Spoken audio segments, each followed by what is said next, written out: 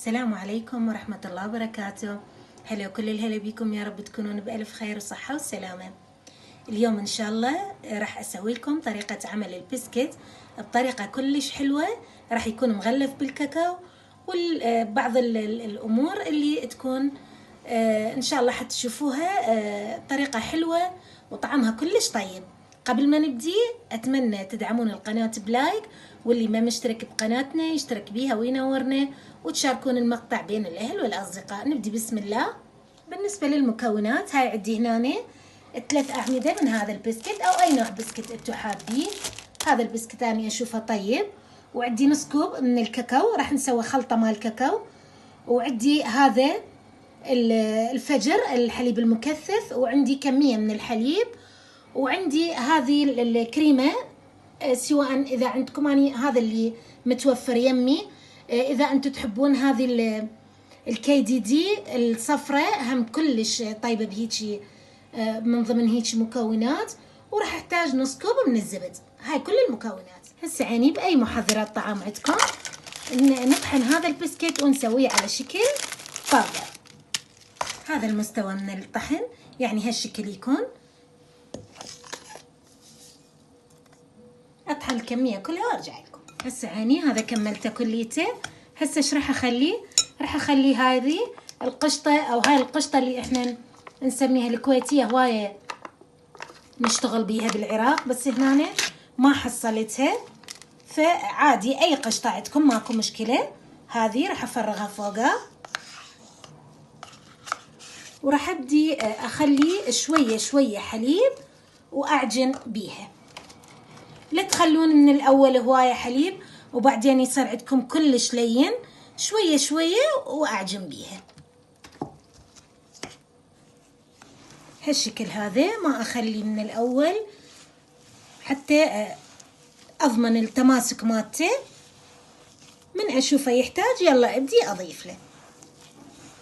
أحرص على أنه ما يكون كلش لين وتصير البسكتاية ثقيلة، ولا يتفركث.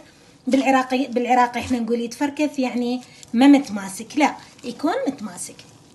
يعني هذه تقريبا هاي النتيجة حلوة. هذه يعني يكون متماسك. هسه هاي النتيجة اللي ردنا نوصل لها، يكون بهالشكل هذا، هالشكل، بحيث من اشكله رأسا يشكل عندي. هاي النتيجة. هسه نبدي نحضر الصوص اللي حابين نخلي له اياه. وهسه راح نسوي الصوص. طبعا هذه عندي علبة كاملة من حليب فجر. انتو اذا حابين تلغون هاي الخطوة وتجيبون حليب هذا اللي يصير وزن وتسووه بحمام ماي او بالمايكروويف وتغطسوه بيه عادي. واللي ما عنده هذه الطريقة هواية مضمونة. الصوص وهذا يفيدكم بهواية شغلات، تغلفون بيه الكيك، تغلفون بيه البسكت، او حشوات لهواية شغلات. هم هواية هاي الطريقة حلوة وتفيدكم. هذه الكمية راح اخليه نص كوب بكوب القياس من الكاكاو السادة الخام اللي يصير مر. وراح احتاج نص كوب من الزيت او الزبد، العفو الزبد يكون قوامه هواية افضل. وراح اضيف عليه هذا نص كوب من الزبد. الزبد ما يكون مالح، ويكون شوية نوعية زينة حتى يعطيكم طعم أطيب. هسه نخلطه أقل شي 5 دقائق. وهسه نبدي نخلط الخليط كليته إلى أن يتجانس لمدة أقل شي 5 دقائق. بسم الله.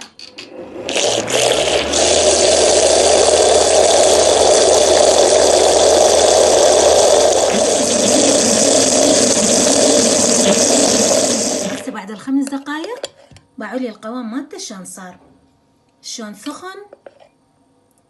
أني أريد أخلي بيه فد نكهة طيبة، فش راح أخليه؟ راح أخليه مغلف من الفانيلا،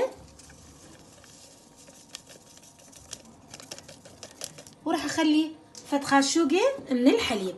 هاي تعزيز للنكهة كلش كافي. وأرجع أخلطه مرة ثانية.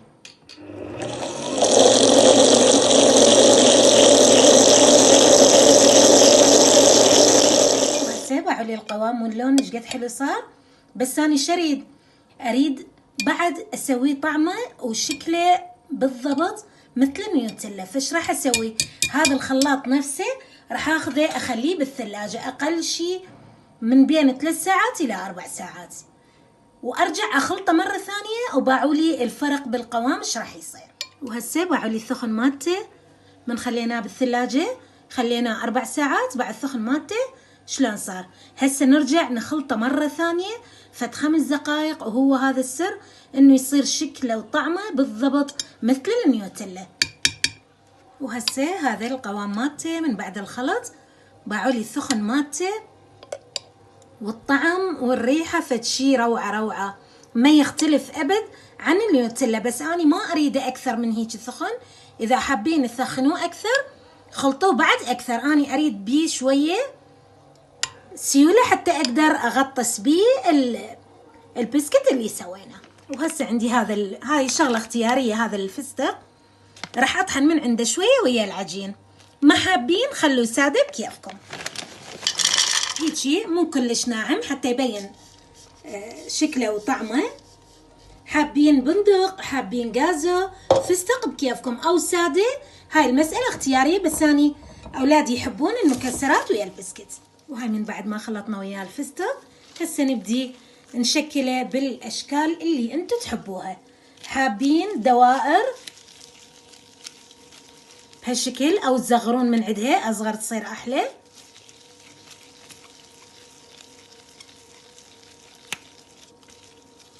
هالشكل حكمل الكمية كلها وارجع لكم. وهي اثناء التشكيل تطلع عندكم افكار، مثلا بنتي رادت قلب، طبعا طعمه ما يشبه التوتو، اقول لهم توتو يقول لا ماما اطيب، ما يشبه التوتو ولا يشبه اي شيء من الحلويات، طعمه كلش طيب ومختلف تماما عن اي حلو ممكن تاكلوه. اشيل هذا الزايد، هاي قالب مال قالب بهالشكل صغير او كبير اللي موجود عندكم، يطلع شكله بهالشكل هذا، او ممكن بهالشكل هذا الاسطواني، او دائري بهالشكل هذا. وهسه هاي الكمية كليتها خلصناها. هسه نبدي ناخذ قطعة قطعة ونغطسها بهذا الكاكاو اللي سويناه. بعد قد ما يبقى اكثر ايش قد ما يثخن وينطيكم قوام احلى. هسه ننزلها بيه وحدة وحدة،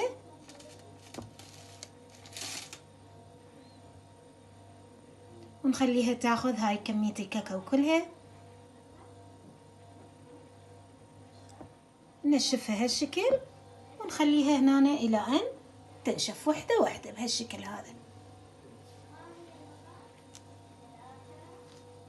وهسه هاي الكمية كلها من بعد ما غطسناها بالكاكاو، مع العلم انه هذا الكاكاو ترى اللي سويناه بعد قد زاد عندنا، يعني هذا كله سويناه وهذا زاد عندنا، ممكن تسوون بقد هاي الكمية لان هو بس تغطسوه بيه ويطلع.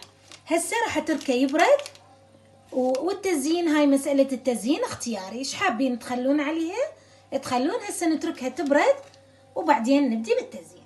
وشوفوا لي هالشافة ورا ما خليته دا يبرد لقيته نصه ماكل، هالقد ما كان طعمه كلش طيب، ما احكي لكم طعمه ايش قد طيب، ومن يبرد يصير بعد اطيب. فلهذا انا ما مصوره، فراح ارجع اسوي كمية ثانية نفس المكونات بس راح اغير بيهم شوية. هذا البسكت نفسه طحنته، وهاي هنا القشطة، وراح اخلي هنا كمية، هذا نص كوب مليان من جوز الهند، وراح ابدي اخلط بيه شوية شوية، اخلي نفس الطريقة، راح اخلي حليب شوية شوية وابدي اعجن بيه الى ان يصير عندي نفس القوام. هسه هذه كملتها نفس القوام، نفس الخطوات مال اللي قبلها، بس ايش راح اسوي تغيير بما انه احنا غيرنا، راح اسويها هم هالشكل على شكل دائرة، وراح افتحها بمكان ما طحنا بذيك الفستق وخليناه وياها، هذه راح اخليه بنصها هالشكل، افتحها اخلي بيها فستق وارجع اسدها، يعني تكون شوية مختلفة. هاي خيارات هواية عندكم ممكن تستغلوها وتستفادون من عندها بهالشكل هذا. اكمل الكمية كلها وارجع لكم. وباعولي القوام مال الكاكاو ثاني يوم، الصوص باعولي شلون صار وشلون ثخن، فرغته بهذه. كملنا الكمية كلها، سويتها كلها ديزاين واحد، وراح اذوب هاي سواء هاي النوعية، هو كليته ابيض يعني، اي نوعية، هاي الشوكولاتة اللي تكون بيضة راح اذوبها على حمام مائي او هاي، هذه كل وحدة يعني مختلفة، بس هي نفس الفكرة يعني تكون كاكاو ابيض حتى نزين بيه يعني. وهسه عيني هذا على حمام ماي، بعد شلون بس تخلوه شوية رأسا يبدي يذوب ويصير بهالشكل هذا، ما ياخذ بيديكم يعني ثواني هو يذوب. هذا من بعد ما ذاب راح اخلي له هيج قد خاشو قد كوب هاي الكمية من الزيت، هاي كلش كافي، وابدي ازين بيه. وباعوا لي هاي الكمية ايش قد طلعت، هم صارت خير من الله، ومع العلم باعوا هم زاد عندي من الكاكاو لين كلش ثخين، قمت اخفف بيه شوية بالحليب، وباعوا قد زاد عندي، يعني يصير عندكم كمية خير من الله. ممكن تستعملوه للكيك، الهواية امور واحد يستفاد من عنده. هسه هاي الكمية اللي طلعت عندنا راح ابدي ازينها بهذا الصوص اللي سويناه ذوبناه، نفرغه باي تشيز ونبدي نزين بيه بهالشكل، تزيين مو مال محترفين بس اللي نقدر عليه، المهم طريقة كلش حلوة والطعم ولا اروع. طبعا انا ولدي مو من النوع اللي يقتنعون باي شيء، بس هاي الطريقة كلش حبوها، خلى لحق اصور لكم اياها قبل ما مثل ذيك الكمية هم تخلص. هاي الكمية انتو حسب الرغبة، وهذا اللي يزود عندكم ممكن تجيبون فراولة تحشوها بيه، تغلفوها بهذا الكاكاو اللي زاد عندكم، هواية عندكم افكار ممكن انه تسووها. هاي الكمية كلها خلصناها بهالشكل هذا، وهاي النتيجة النهائية، لقسم لكم واحدة من عندها،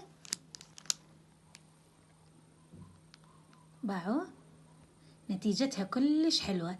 ان شاء الله يا ربي تكون الفكرة عجبتكم. اذا عجبتكم حبايبي لا تنسونا بدعم القناة بلايك واشتراك ومشاركة المقطع بين الاهل والاصدقاء. دمتم في حفظ الله ورعايته، مع الف سلامة.